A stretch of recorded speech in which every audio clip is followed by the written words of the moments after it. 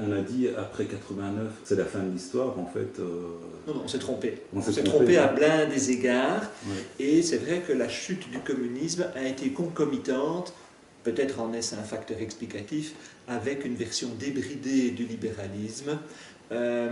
Bon, on le sait, c'est notamment Thatcher, Reagan, c'est aussi peut-être une réaction à des excès de régulation qu'on avait pu connaître dans ces pays antérieurement. On pense aux contrôleurs du ciel aux États-Unis qui bénéficiaient de privilèges. On connaît la position des syndicats au Royaume-Uni qui fait que l'économie anglaise des années 70 était moribonde. Donc, on sait pourquoi il y a eu ces réactions, et ces réactions ont fait aller le balancier dans le sens d'un excès de dérégulation, et il n'y avait plus la peur du communisme, la peur de l'attrait du modèle communiste pour aussi tempérer certains excès, et on a assisté à des choses tout à fait débridées, notamment dans le cadre, pour un des exemples frappants, c'est la rémunération des patrons. Il y avait la vieille règle de Rockefeller qui était pourtant pas le plus social qui soit. Il ne faut surtout pas que la rémunération du patron dépasse de 40 fois la rémunération de l'employé le moins bien payé de l'entreprise. 40 pour 1. On en était facilement à 400 pour 1, pour ne pas dire 1000 pour 1. On en était, faut-il parler à l'imparfait? Pas toujours, non, certainement. Il y a certainement dans de grandes entreprises, et pas uniquement dans le secteur financier, des rémunérations en millions d'euros, là où l'employé va gagner à temps plein 20 000 euros peut-être. Donc on reste avec des tensions qui dépassent largement 100 pour 1 dans pas mal de grandes entreprises. Ce que j'aime dire, c'est que ce n'est pas congénital au libéralisme. En fait, c'est même antilibéral. Un bon nombre de ces rémunérations exubérantes, de ces excès de l'économie de marché, ne peuvent pas être justifiés par, entre guillemets, des règles de l'économie de marché.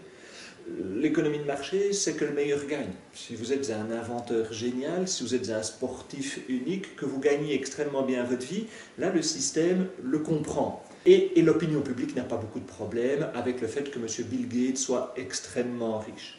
L'opinion publique a plus de problèmes avec le fait qu'un patron dont les mérites ne sont pas à ce point éblouissants par rapport à ce que d'autres auraient pu faire, gagne de telles rémunérations.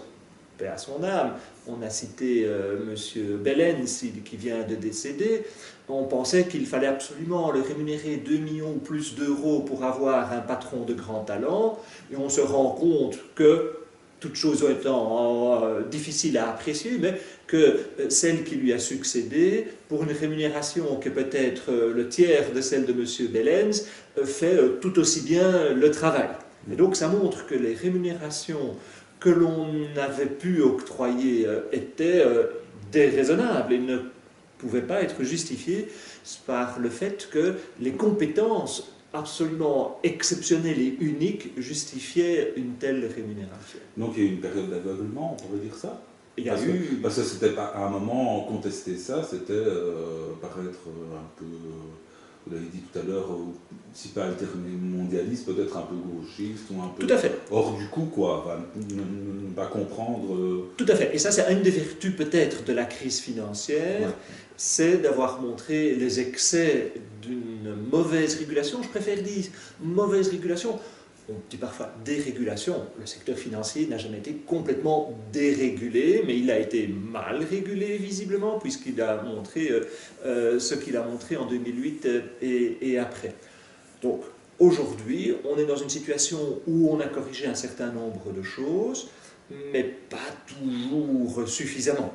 Si on reprend le cas emblématique, je crois, pour l'opinion publique de la rémunération, il y a des mécanismes qui ont été mis en œuvre, par exemple une transparence sur la rémunération des patrons.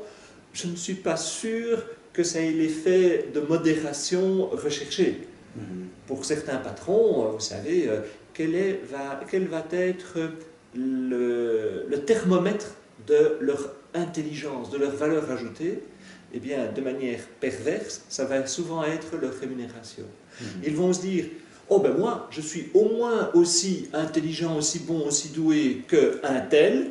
Or, un tel, je vois qu'il gagne telle somme, ah ben, je dois gagner au moins autant telle somme. Et donc, plutôt que d'avoir, par la publication de ces rémunérations, un effet de désescalade, on peut avoir au contraire un effet d'escalade. Vous savez, l'ego, l'hubris des êtres humains, et parfois ça se résume à se promener au bras d'une top modèle, parfois ça se manifeste par, je ne sais pas moi, le luxe de la voiture de collection que l'on achète, et parfois c'est la rémunération, et on s'endort le soir en disant je suis très beau, très malin, très intelligent, d'ailleurs, la preuve, je gagne autant.